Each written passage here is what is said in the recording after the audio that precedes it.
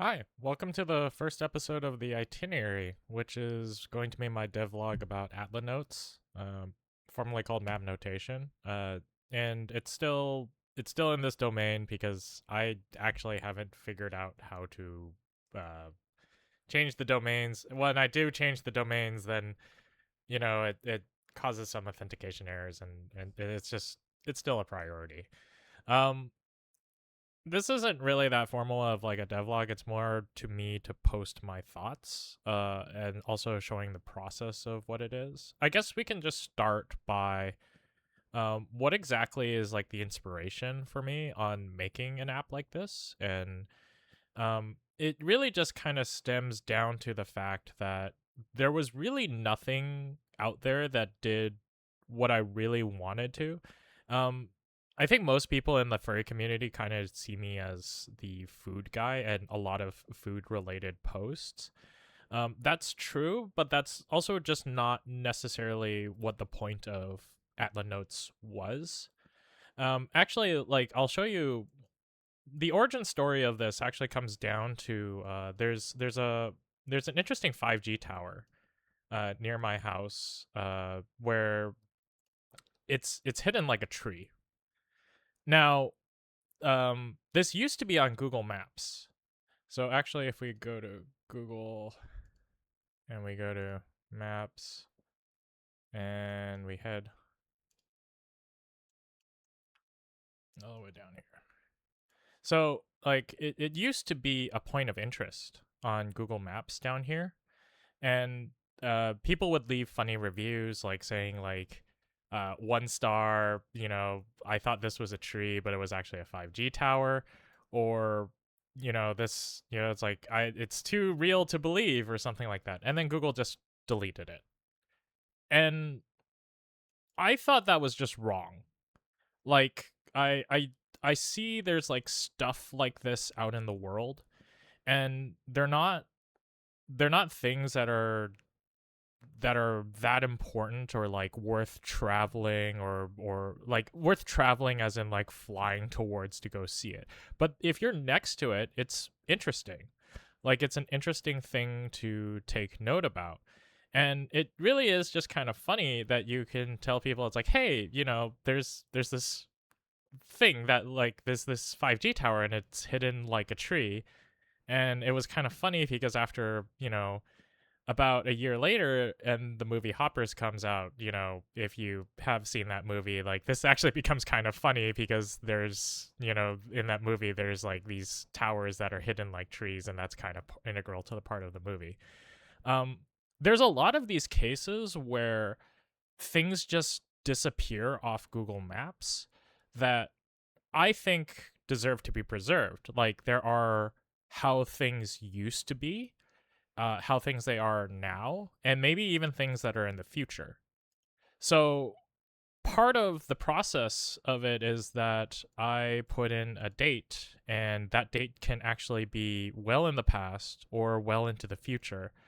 And the idea is that it's up to you to decide how you want to make note of that point. Um, so that's kind of like the inspiration of this. There's various other stories that come with this, like um, there used to be a restaurant in the place I grew up in Calgary called like the Gratitude Cafe, and it was it was like one of the worst reviewed restaurants in all of Calgary, and it was in a neighborhood called Kensington. But like the reviews, like my brother and I would look at it, and it would be hilarious. I wonder if I can actually go find. Uh, so it used to be like uh,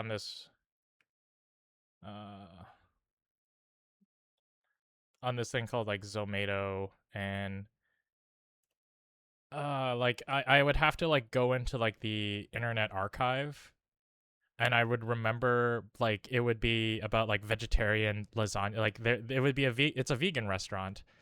um and then there's like this owner that was like just crazy, that it's like if you ask too many questions about it, then you would get charged on the bill extra for it.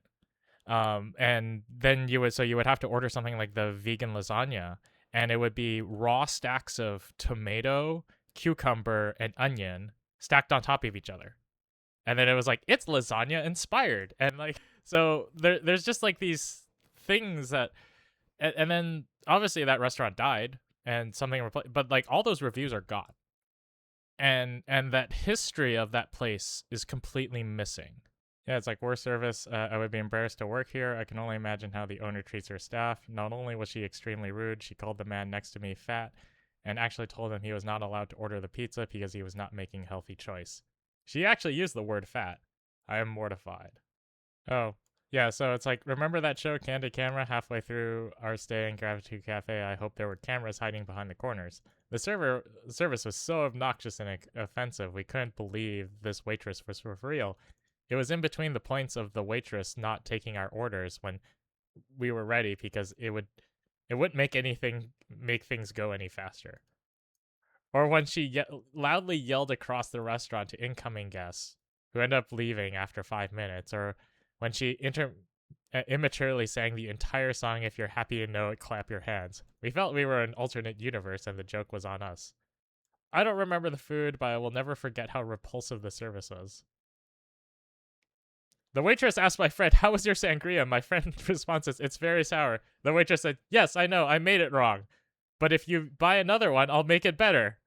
So, it's like I can't even like click on this because just how like the Wayback Machine. So I can't like none of this HTML works, and like there's a bunch of these reviews that are missing.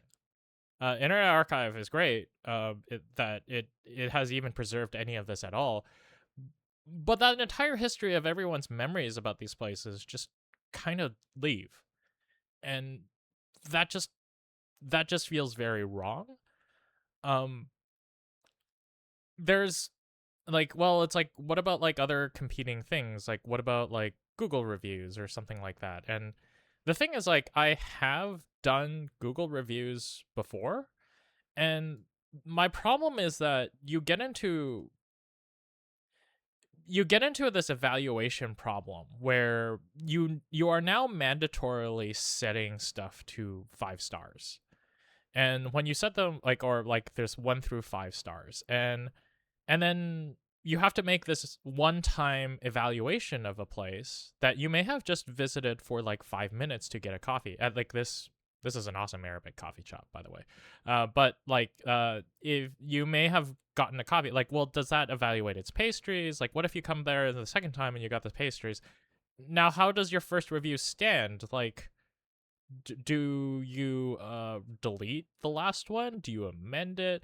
What if one time you got a coffee that wasn't great, but the next day it was good, and then there was just maybe like, you're a frequent visitor, you have gone here like 50 times, and one time it wasn't good. Maybe it has gone downhill. Maybe it's on the upswing.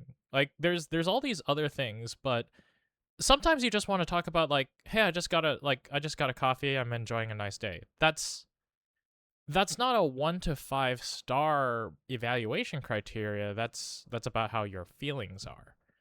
And the other problem is when you do assign this, you get like the only interaction you ever get is from the owners. And you get into this like weird confrontational thing, especially because of how the incentive process of Google reviews is that it's like 1 to 5, like it's basically 1 or 5. Anything like anything lower than that, and then you just like, the owner gets into this problematic thing where they always have to get into some kind of confrontation with you to ask you about your experience and what other things they could do to amend it, because the incentive system on the owner's end based on this just is made this way.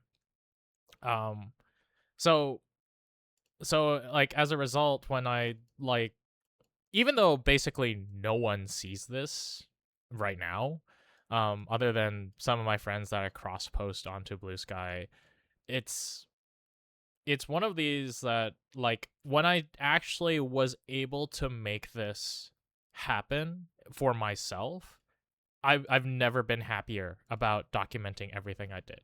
So here's like 6 posts across the same coffee place that I went to. Like, here's when it opened, what I saw, and I got a single espresso, and that's not fair to evaluate. Maybe it is fair to evaluate, but it's just like I just wanted to, okay, like I got one of their espressos. This is how it tasted.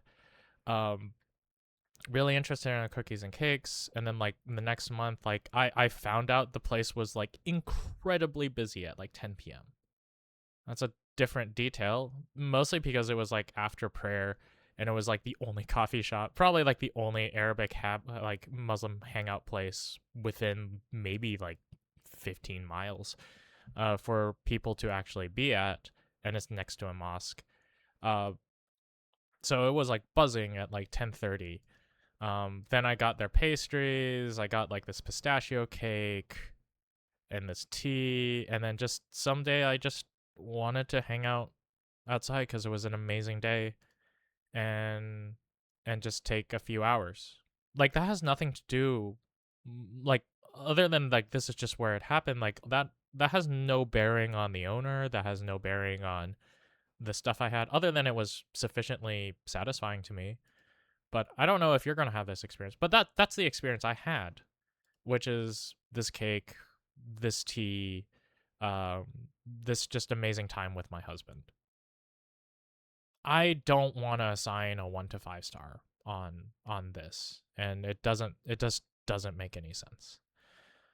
So when I bring this up, other people like uh, there's a few other responses. I guess some people just say like, is this just a food travel thing? Like my family has also said is like, hey, this is a food thing. Like no, because um like the 5G tower, like these things are just talking about stuff in the area. Um yeah, I don't know why. Like one time in Miramar Park, there was like a bomb squad. Like some things are time sensitive in this case. Like no, this person's not always going to be there. It was just a time and place that happened at the Miramar Village that I saw a bomb squad K9, squad on the train. That was just weird. There was like a really nice sunny day at the station. And here's the time when, the 2 line opened and I started at Miramar Park and traveled all the way down to Jenkins on that one.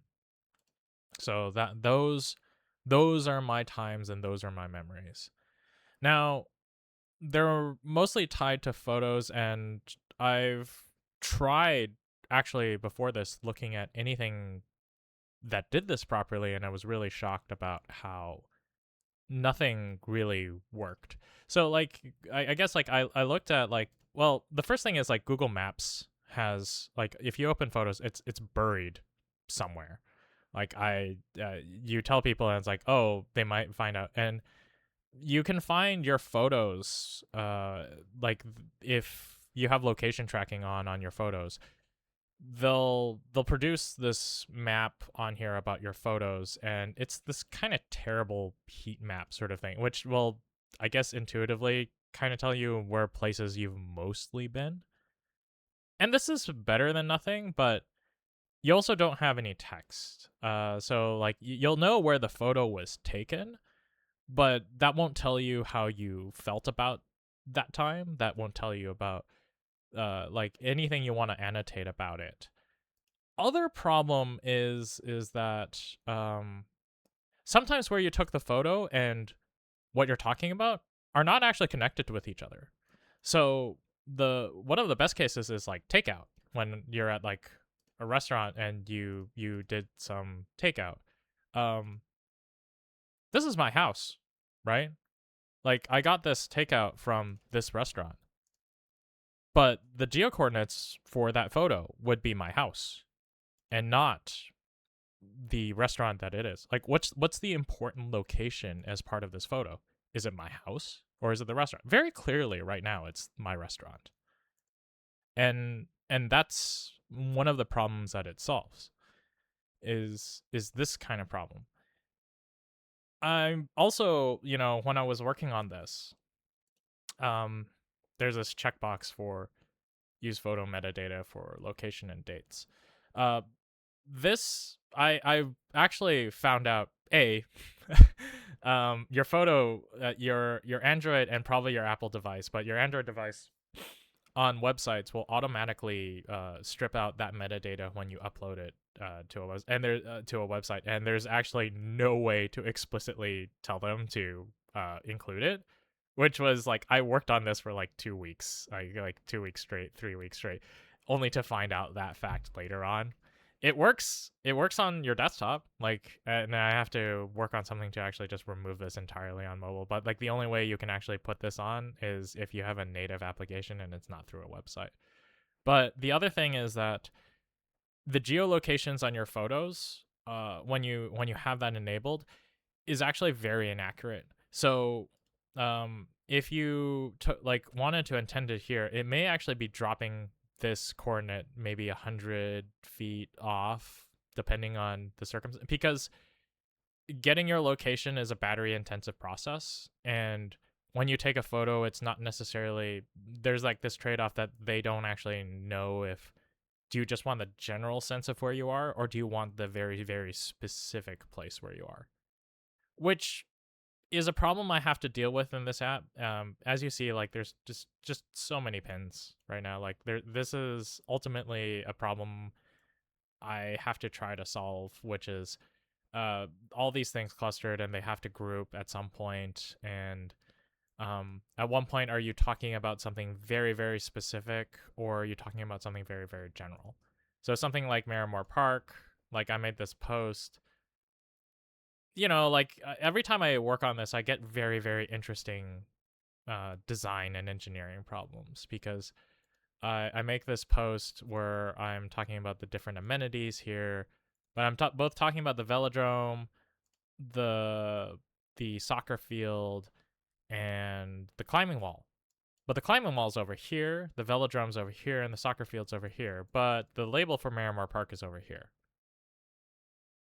There isn't really a correct answer to how do I actually want to solve this, because maybe I just wanted to make a general post about this entire park, but maybe you also want to make a very very specific post about this climbing wall. And those are still problems I have to try to rectify. Now, is there any other competitive thing? Like, so Instagram has a map feature, and actually, most people I talk to have no idea that it exists. And quite frankly, everyone, like, I started using Instagram as part of the discovery process of just seeing what the large tech companies and other things try to do. And no one uses this correctly, as for, like, sometimes they use it correctly, but actually, other times I see them dox themselves because uh, Facebook is dumb and they don't really totally understand how to service their customers. But so in this,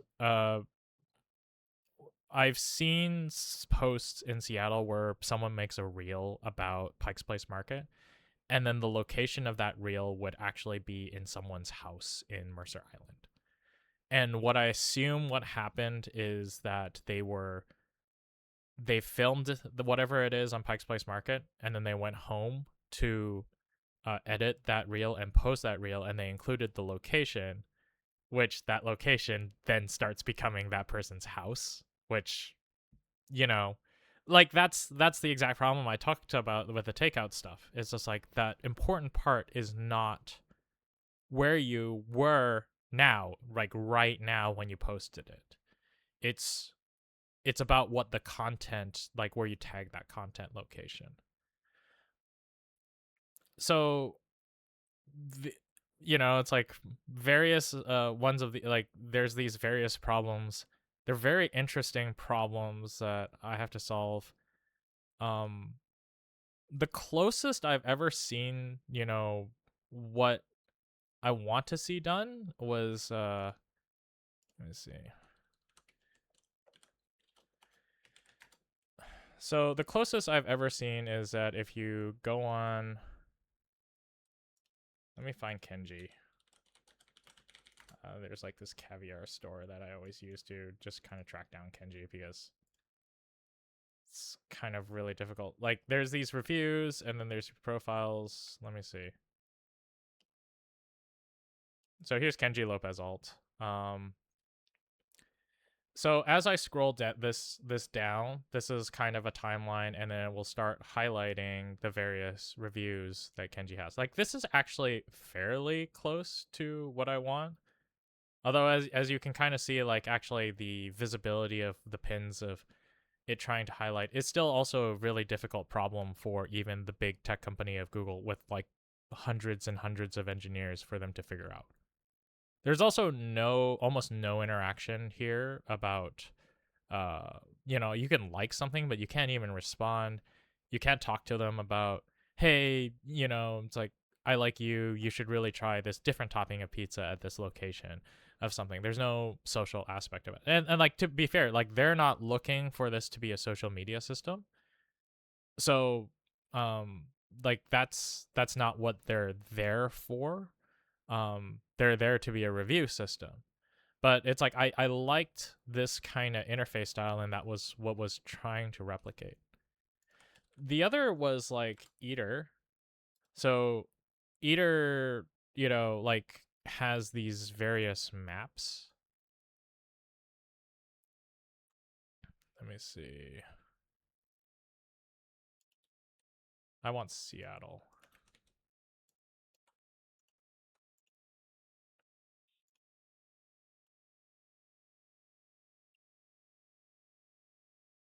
And then as you scroll down, it will actually jump around. Like I actually kind of want to replicate this feature at some point on like profile view, because when I click on your profile, I care about you as the person, not so much the various areas. So I want to maybe able to bounce around the map this way for you to actually figure out like, hey, this is all the stuff you went to on a chronological basis that you want to share.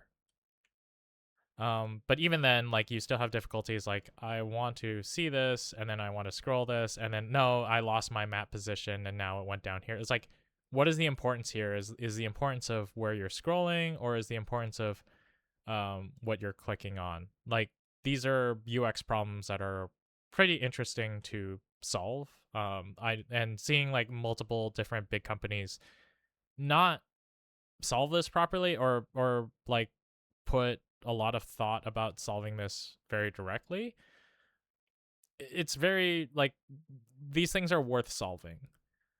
um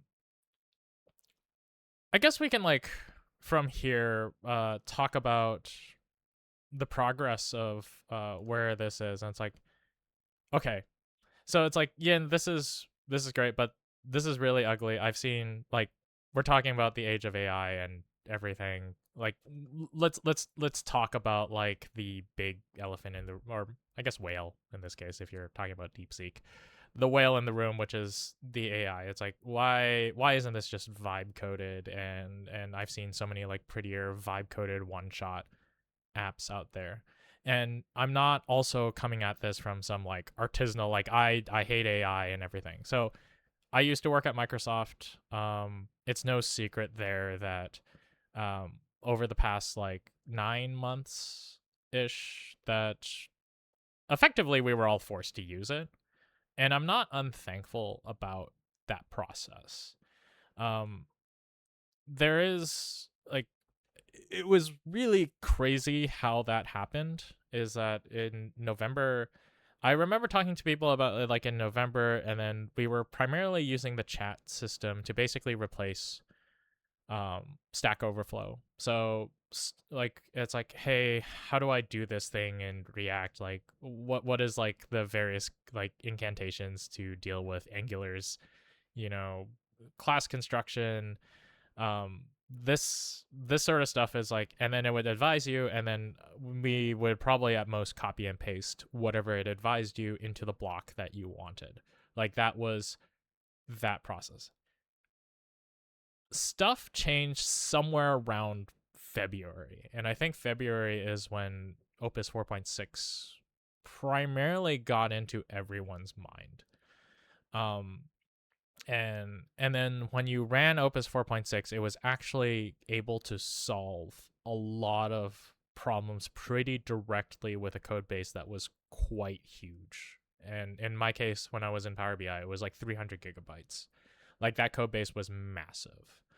And I had my serious doubts that, like, okay, I knew how to direct the AI as, like, look at this specific file, look at this very specific chunk, and this is the exact problem I'm having. Do you have any ideas how to solve it? And now it was more like, but like with 300 gigabytes, like there's like millions and millions of lines of code, millions of classes, millions of different directories. And it was really difficult for me to comprehend the someday that it would actually uh, be able to properly crawl through it. And now it did. And I understand everyone's like existential feeling about that as software engineers and software developers. That's still going on right now. Um, I didn't quit because I hated that process. Like it was more so like at the same time I've been working on this part time, using similar tools, but actually I've never connected the work stuff because I never cross work stuff and my personal stuff together, because Microsoft's the kind of company that would actually sue you if you made anything quite significant and then showed that you used work stuff on their, like it showed that you used work resources on your personal stuff that you make money off of. So in that time, it's like I had very similar existential feelings about this, but at the same time it's like as it got more useful, and then it got closer and closer to this idea that I could do something on my own with these same tools. Like as my job got more and more existentially questionable, like it became more and more easier to justify working on this. But you kind of also had a bunch of people, like software engineers are over and you could just vibe code anything. And then vibe coding, makes your app useless because you could just do this. Like what if someone just steals Atlanotes and it comes around with it? Um, like I, it's like that's stuff that you will have to kind of confront and deal with. And the nice thing is, like, I ran into like one podcast that was with the Dropbox engineer, James Cowling, and it really gave me a lot of confidence to actually quit, because he comes at it from an angle that there are a lot of problems, there are a lot of problems in software engineering that are abstract problems that don't have strictly clear answers, and AI can only guide you, but it can't tell you, strictly speaking, what is the actual right thing to do here. There, like, all of these problems, when I've like described to you, it's like, how do I deal with this marker on this map, um being talking about the general area or something very specific, but all I have is one single point. Like, these don't have clear answers for there's different things it can recommend you do, but there's no strictly clear answer about how you want to handle this.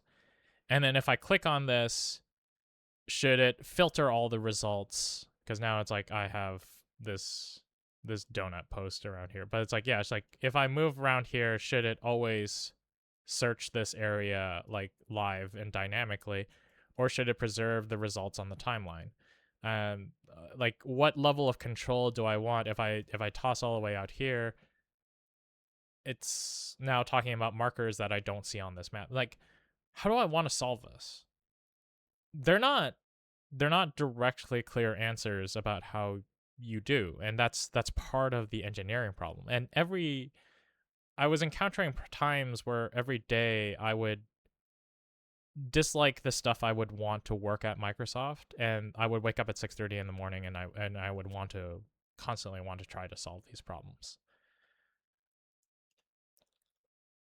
So why is this all ugly? why am I not accepting any new users? Like, there's a lot of these bugs and everything.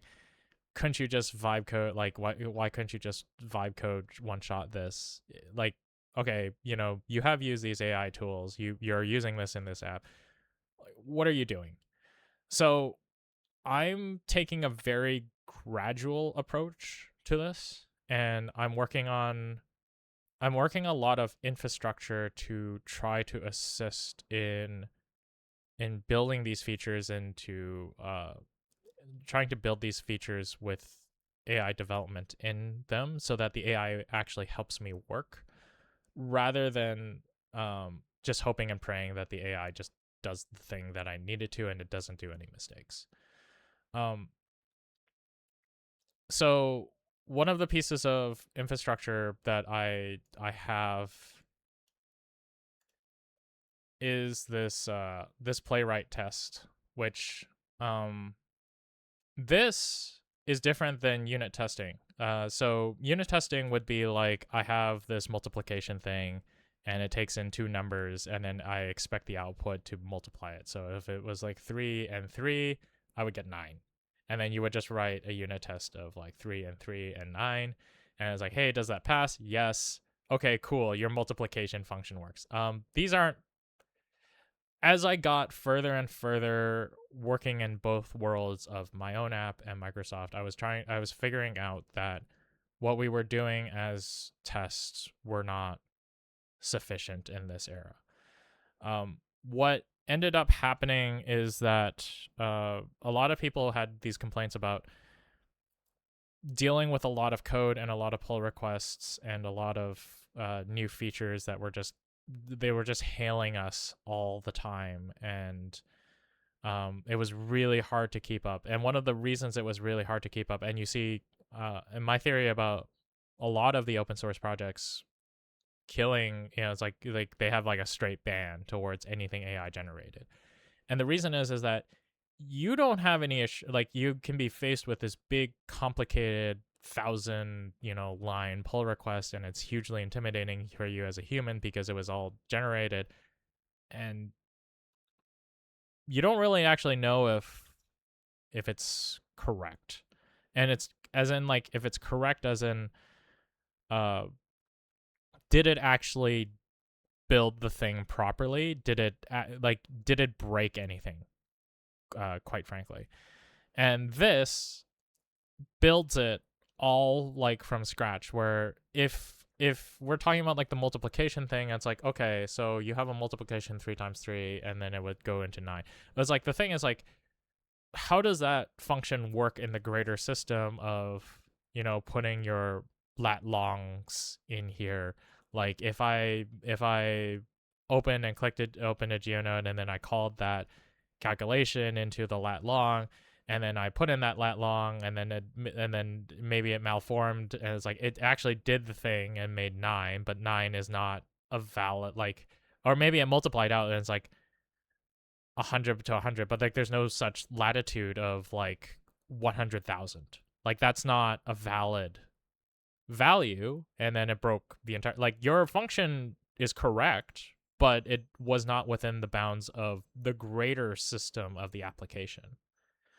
So what this does is that it actually spins up the entire thing top to bottom, the databases, the servers, the front end, and then it then checks to go doing all of this from scratch, like making a geonote, reading a geonote, updating it, like, and deleting it, adding photos, adding invalid photos, um, and then adding multiple photos, and like making photos with videos, and just seeing that it all works. So when you like build a feature, and most of the time it's like going to be like you have AI shoot it out, the priority is actually running this test to make sure that nothing breaks. The thing that I started with, like, this didn't actually always exist, but when I when I built it, like I was actually dealing with some image compression problems because I originally uploaded these images at like 3 megs uncompressed from your phone's native camera resolution. And it became an inevitably painful UX problem because when you went to the next picture, it would take like 10 seconds to load the next picture. But I kept refactoring this over and over again, and then only finding out that uh, I just broke another thing. Like I would upload an image and then it would work, but then I would upload another image and would replace that image, and then I would lose it, and then it deleted it, and that became like a crazy problem. That what ends up happening at Microsoft was that you stop becoming software engineers and you just basically become software testers, and that was not fun. That was not a fun thing to deal with because every time I wanted to do something, it would basically, it was like, okay, did it break anything? And then I would have to keep asking this question, and essentially it's like, did it break anything, and did your change actually do the thing that it was? And then we evaluate the code quality. The problem is every time we didn't have this testing thing, every senior reviewer would have to look at the code white box and go like, well, is this actually breaking anything? And like that's not a great experience to be staring at a GitHub pull request and just going like, it's like, hey, what is it? This spinner thing. And it's like this spinner thing, it's like, okay, is this boolean flag like true? Like I have to like mentally think about what are the cases that cause this to break. um it's like, are there unintended side effects and consequences to it? Having a very very thorough integration test like stops all that concern, because I don't have to think about whether or not adding this has actually broken anything. And the thing is, like, this isn't changed. It's just changed the equation over time about how we do things. Because now writing new stuff is very cheap, but the cost of testing it hasn't changed. And a result, like, we spent a lot of time testing stuff instead of actually making new stuff, and that kind of became a miserable experience with that. Um, Part of the reason I'm like doing this devlog series is that um, I think it's really important at this time to show what is like, well, I guess in this case it would be the furry touch, but like what is the human touch of you building these things? And I don't think it stays with just software engineers.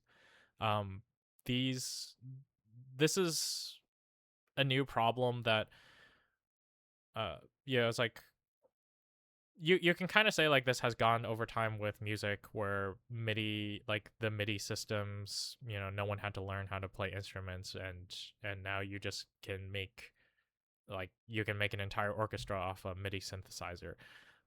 And everyone will contest that this is different, but to me it's like you need to show the world that you cared about the process of doing this. Like what is the care and process that, even if you were using these things, like do you still have standards? Do you still have a process? um I think that's one of the things maybe I want to talk about, like tail tag and that whole thing that went down, is that maybe Finn did, or like maybe Finn did have like a lot of passion for it, but I don't know of what's the proof that you reviewed every line of code that went into it. Like what is the proof that you had the standards? It's like uh, the response to me wasn't great, where it was like, oh, I written all the specs. It's like, well, that kind of just comes off that you sent a prompt to AI and it did the thing and you never actually checked its work. My process is like, um, I send it to go do the thing, and then I handwritten this entire testing system. Like this was a lot of work. Like no, like big companies don't do this. Like we never like there are some integration tests at Microsoft when I was working at Power BI, but they were never like this, that they were extensive enough to actually spin up like everything top to bottom and make sure everything worked top to bottom. And and this was part of the image compression problem where I I I spent a lot of time just like I wanted the image compression, but what I really had was a testing problem because every time I made a change, then it's like I would manually go over and check over the process to make sure that nothing broke, and then like you're human, and or yeah, it's like you just you're gonna miss stuff, and I did at that company. Like I got woken up at 4 a.m. because of something I pushed out because the matrix on the visual, like I didn't know there was a toggle to switch like columns with rows, and apparently because of that I broke some multi-million dollar company's report visual, and now they were losing money over my mistakes. um those are problems that it's like you don't understand. um it's like you don't understand the true correctness of the system until you start writing it all down and you start actually trying to prove out what are like the correct things that are supposed to happen at this point in time. And when I made that image compression, I read this like section called like Zen and the Art of Motorcycle Maintenance. and and it was talking about stuckness, that there's like I say, like you want to like do maintenance on the like you want to do maintenance on the engine of the motorcycle. It's like maybe you want to like take out one of the pistons or something, but now like there's like this cover and the screw is stuck, and what you really wanted to do is like take out one of the pistons, but your mind is like on further out trying to remove the piston, but what you're actually stuck by is the cover and the screw. The screw is not coming out to take out the engine cover. I've actually had this happen when I was like doing my own truck maintenance, and it is like I actually had like a mental breakdown, like crying because I felt like I couldn't do anything because I didn't even get further down like 80% of the fast. I was stuck on like the first 10% of it because, like this is so simple and you're just being stopped by something so brutally simple that you're nowhere near the finish line of it. And the thesis is that you embrace that problem. The screw is the problem. Like as simple as it is, you have to see that as the new problem that you have, and you have to dedicate the time and attention to dealing with the problem that you don't have a good system to progress with everything you want to do. So I had to switch gears from wanting image compression to your new job is to actually build the most like a comprehensive uh, integration test to show that everything still works here after we make changes. And that took like 2-3 weeks straight out of something that I felt like, if I spent those 2-3 weeks, maybe I can just manually test myself out of the image compression problem, and then go deal with go deal with this test on a later day. That happened all the time at Microsoft because like it's really hard to justify the time to build something that doesn't actually improve anything of the customer experience that you're just building long-term infrastructure around. um and it's like part of the reason I left is that you I didn't feel like management was giving me what I felt was like the right priorities to work on this new era, which is okay, now writing stuff is really, really cheap, but testing it wasn't. How do we spend much more time trying to test these things? After this got built, it was a beautiful thing to see like the AI cycle over and over and over again as it saw. I was like, oh, I did this change, and then I'm gonna run this test, and then the test failed. I'm gonna do this other change, and then I'm gonna run this cycle again and again and again and again and again until it actually got it to a point where it's like, hey, it'll pass now. Like, cool. Now I can actually do the fun part. It's like I don't have to question whether or not the changes broke anything. Now I have to actually see whether or not it worked. And in this case, it was actually quite simple because like it already like the proof was is that you as the user didn't actually see anything different other than you just saw a better performance increase. You saw that photos loaded in like a second rather than like 10 seconds, and that's all I needed to see. Now I can actually focus my time and attention on looking at the code as a way of like, is this good quality? And the nice thing is that when I say it's like this isn't good quality, I can ask to request make changes, and then I can ask it to run the test again to make sure that it it didn't also break anything. Part of the problem is that you would get legitimate responses from your coworkers saying like, "Hey, maybe you should do this somewhere else." But you also had this existential fear that if you did do something else, you would break something. And it took more time. So you would have this hesitancy and resistance to actually keep trying to do this. But it's a lot more simple when you can look at this and it's like, hey, let's just go make that change and like let's just run the test again and make sure that nothing broke. It makes it very very straightforward to constantly keep doing what you felt is the engineering right decision, is to make sure that your code quality was good and clean, and you can keep iterating it over and over again. So what am I actually using? I am running not Claude. I'm not running ChatGPT. I'm running local LLM models. So I am running Quen 3.6 35 billion per hour. This actually runs in my house. Um, we are thankful that I bought like a framework desktop that has like 128 gigs of unified memory. You actually don't need that much to actually run this. But this is free to me. Like this runs in my house for like 150 watts, for however long it tries to go for. And I thought this was amazing.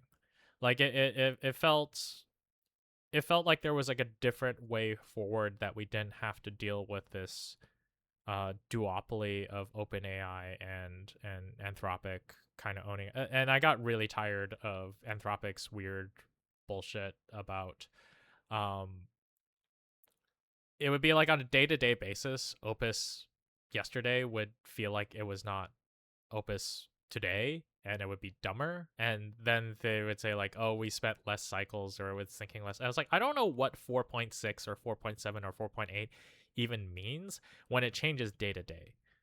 This is the same model every day, and I know it's the same because it's loaded into that desktop right over there. And it and I have ultimate control over it. It doesn't leave, like, nothing leaves my house without its permission, and I don't have to worry like Anthropic, just looking at it's like, oh, maybe we can like steal whatever we do instead, like Figma, like, oh, now we have Claude Design and we took everything you did at Figma and then now it's Claude Design. So like I really do believe in these open source models as a different way forward. It's like I wanted to make these because I know that there's a lot of resistance and like everything AI is bad sort of thing, not just in like furry community, but like within open source developers and stuff. It's like there's there's a different way for us to go forward. There's a different way for us to still express our creativity. There's a different way to express, our like our craft and our care about it without also submitting control over to like the Dario and the Sam Altman for everything as well. Like there's a way for us to keep this control as we kind of move forward. Like there's a different way to it. Now, does using this strip me of the creative process of software engineering? So like I thought about, like, as I like listen to James Cowling, it's like the what is like the definition of an engineer? An engineer employs, like, to me it's like the definition of an engineer is someone who employs systems, and like who designs and deploys systems to solve problems. And that goes for a software engineer. Like they just do that in the domain of software, but like chemical engineers design system and deploy systems to solve problems. Mechanical engineers design systems systems and deploy systems to solve problems. Software engineers are just doing that in the domain of software. Nowhere in that description talks about writing code. Like that's just incidental to solving the problem. Um Now, you with this is like the code writing portion has gotten a lot cheaper, but that means your value has to come from a lot of thoughtful design. And that thoughtful design is coming from stuff like the testing system you employ to make sure that these AI agents can behave, to determine what you have, like, to make sure that what you have defined as the correct things to happen here. And like what's correct, like, has there's no, like I said, there's no objectivity. Like part of the problem with tail tag is that what it did was expose everyone's email address, and that's not inherently obvious actually to tell whether or not that's a bad thing. It's a flag, but it depends on what kind of social media app are you making, that maybe it is okay to expose people's email address. Like, I don't know. In that case, it's not, but maybe in a dating app, maybe into a business to business social media app like LinkedIn, maybe you do want to share everyone's like email address because that's the point of it. Like the AI can't actually tell you that that is right or wrong. You have to actually figure that out as part of the design of what you're trying to build. So that's part of like this gradual approach. And part of the care is that, I have this spinner, and I think I did this on the train actually. Like I SSH'd into my desktop and just sort of through prompts. Like that's the magical thing, is that once you have this testing thing, you can actually send like, hey, go deal with this problem, see an initial implementation, and then run the test to make sure that you didn't break anything, and then I can come home and actually like see whether or not it did this properly. But it was like, hey, like after I did this and implemented it, I think like I came back and I did multiple iterations of it on the train, but actually I came back and it's like I'm still asking it to do multiple iterations because I'm manually reviewing the code and saying like, I don't think it should be this way. Like do I really need like do I really need these dependencies out here? Like, can I get away with deleting those? Like, are these actually necessary? And then it's like, the thing is, like, if I delete them, like, how do I actually prove that it was actually necessary? It's like, well, that's the amazing thing. It's like, I have the test to actually prove that, like, I didn't need them, or I did. And that's the engineering system that I decided to build around. On top of that, it's like, what am I using this? Like, what am I using this for? Otherwise, it's like, now there's a markdown backlog file that every time I just say, it's like, hey, I got this problem, can you add this to this backlog, ask what the problems are, put them on whatever priority, like, or I can define them themselves, but like, it's like, hey, it's like the edit delete controls like are not, like, I don't have any authentication like for, so it used to be like I'm the only user, so I don't really care about having this security problem.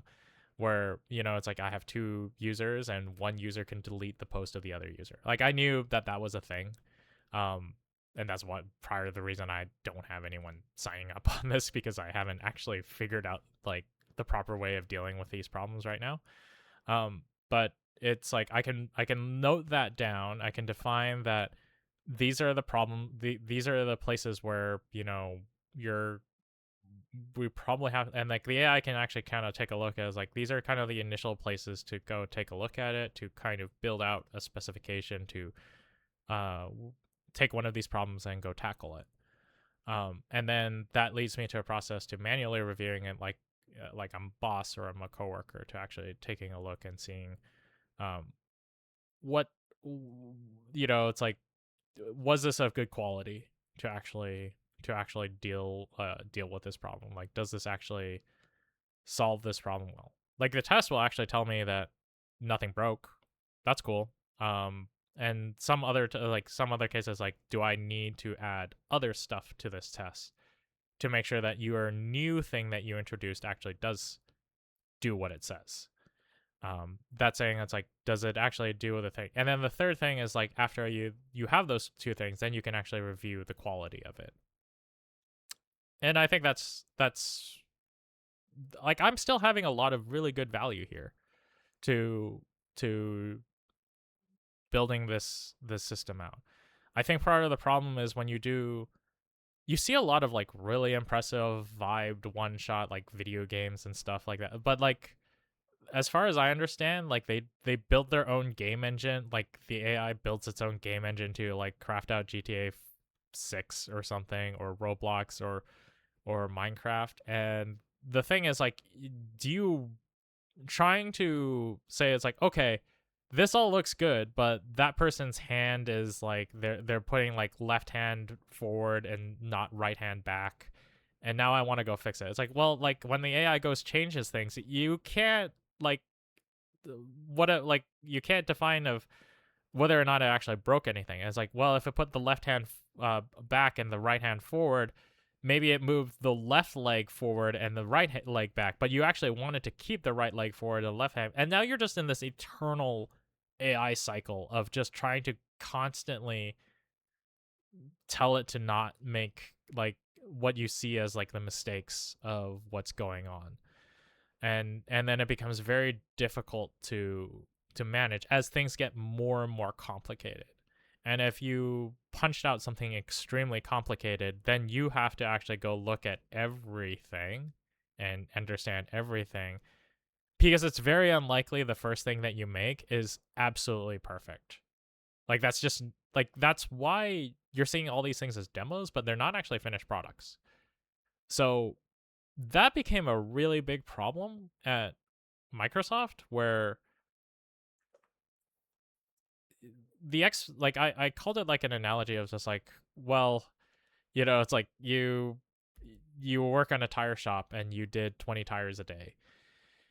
And now it's like, hey, here's all these new tools and whatever. It's like, and you did all these tools and now you do like 30 tires a day. You increase your output by 50%. And I was like, okay, good. But, it's like, you also increased your customer load by 50. You have to write 50% more invoices, and you have to write like, it's like you have to deal with 50% more angry customers and 50% more cars coming in. And maybe those tools don't actually help you do that. And then like the thing is, like, instead of saying like, oh, that's great, you did 50% more work, and then instead the manager's like, why aren't you doing 100 and 150%? And like, yeah, not everyone had like a great time with that. Um, nowhere across the company, like not in Power BI, not in Azure, especially not in Xbox, but like nowhere did people feel like they were having a fantastic time with all these tools, because the demands just kept getting increasingly higher, but no one really like, the theoretical output was there, but like the demands kept being like, why aren't we at the theoretical output? And my reasoning is like, well, it's not like these tools are bad. You're just not willing to do the extreme thing of saying like, we're not making anything else until we build the testing infrastructure to actually move slow so that we can go quickly. And that's part of like at this point when I'm working on this, I get to decide that. And that's what I really, really wanted to work on. It's like I love what I realized is that I really like dealing with engineering problems. I actually never really identified as an engineer, as weird as it is, even though I got paid to do it. But I think one of the interesting things from like the Dropbox guy, James Cowling, is like the problems are worth solving.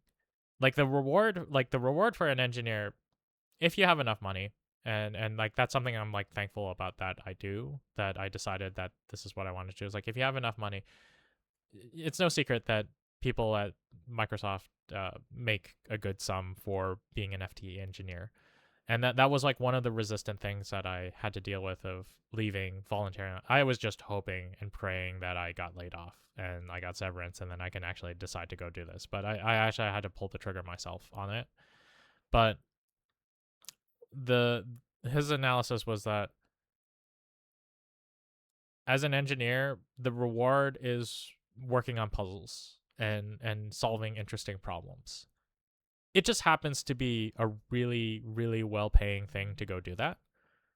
But if you see interesting problems to go solve, it's worth for your personal growth to actually go try to solve them yourself. And you don't have to be paid to go do that. And then when I thought about it, it's like I wake up at 6:30 in the morning, no one's paying me, and I really like looking at how do I deal with this spinner problem? How do I deal with these breaking? I want to have like multiple images, like more than 10 images. Like I run into these problems and then I can't wait to go solve them. Like they're exciting to go solve, and not in a way that working on Power BI, it's like I made a dialog box that increased like that was like, hey, put in a number to make a column 55 pixels. Like there was like some insane complexity about it, but like the infrastructure around trying to deal with like I became less and less enamored by being like a Claude babysitter and a Claude tester instead of having the self-direction to say like I should be trying to figure out how to make this solve itself, but with the bureaucracy of it was nothing wrong with that team. It was just more like the setup.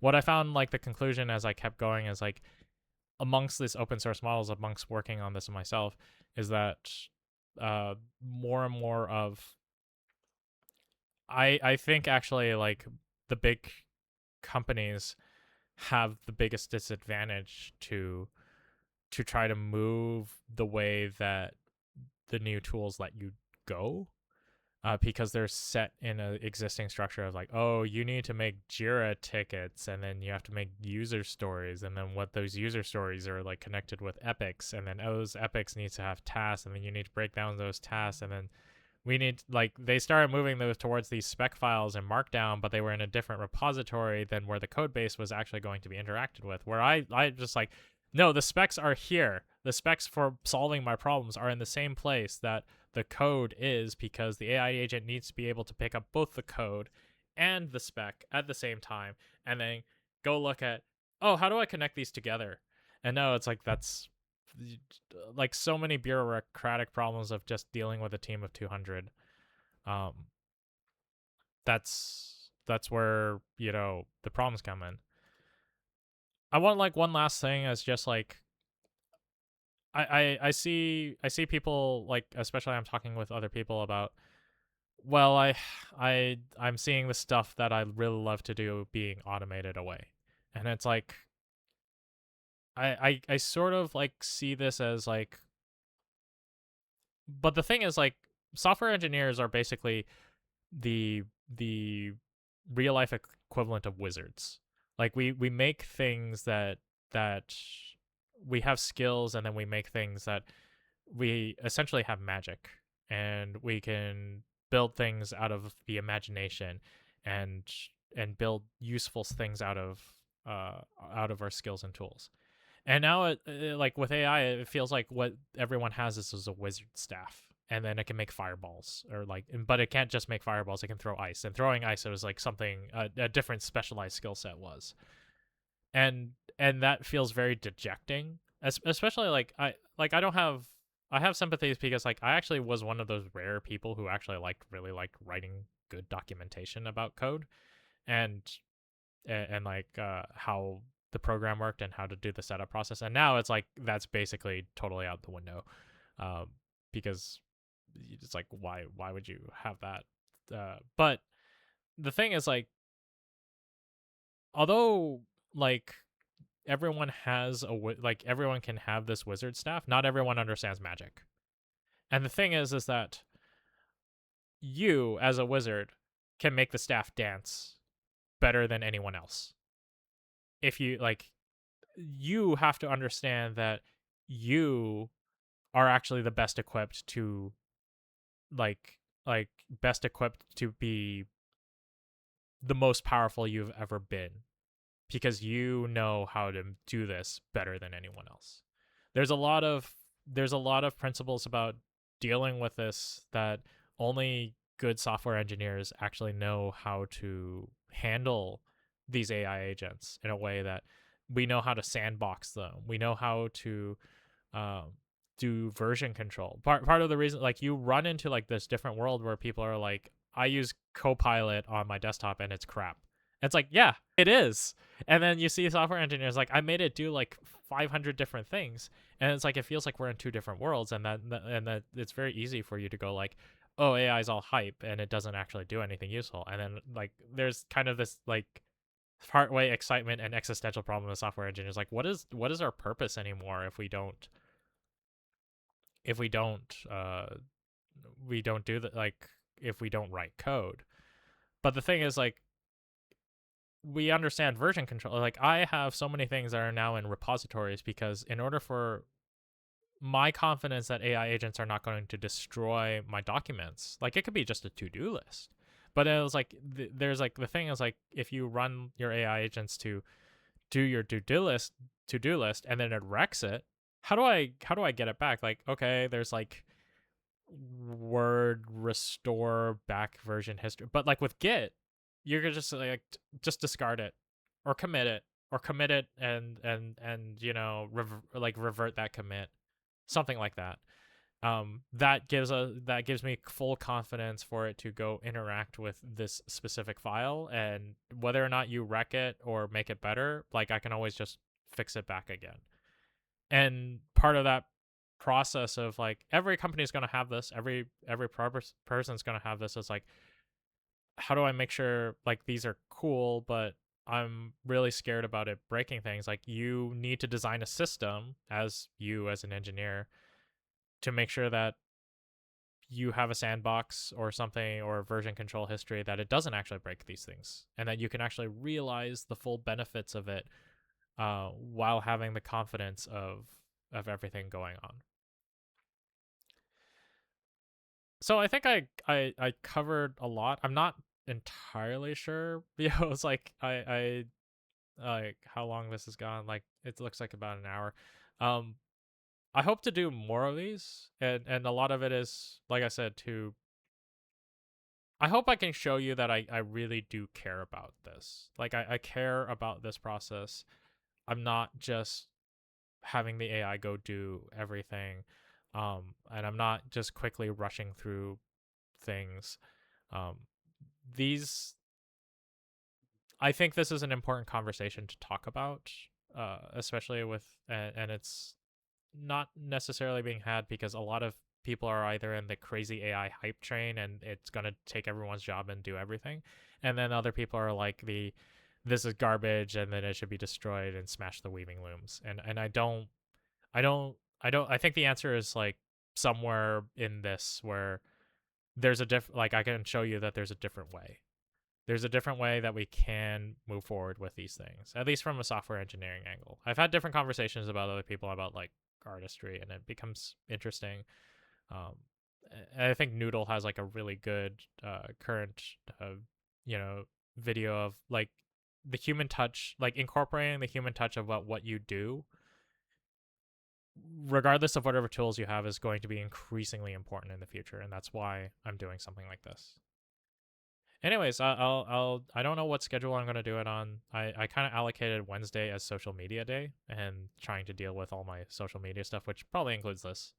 Um, I have to go figure out how to clip these, and that's probably the other thing where I was like, I have Blender hooked up to an MCP server to try to see like what can you actually do? Can you actually, because I don't know anything about video editing, or I kind of do. I try playing with DaVinci Resolve, and it's like there's all these settings and everything, and it's all insane. Like, why are you letting me export whatever frames? Like, I just export the video for however long it is. Why are you telling me it's like 1784 frames versus like 785 frames? Just like I just want something to export at this length. But I also want the manual controls that you do have in case if I do actually need to manually touch up something. Yes.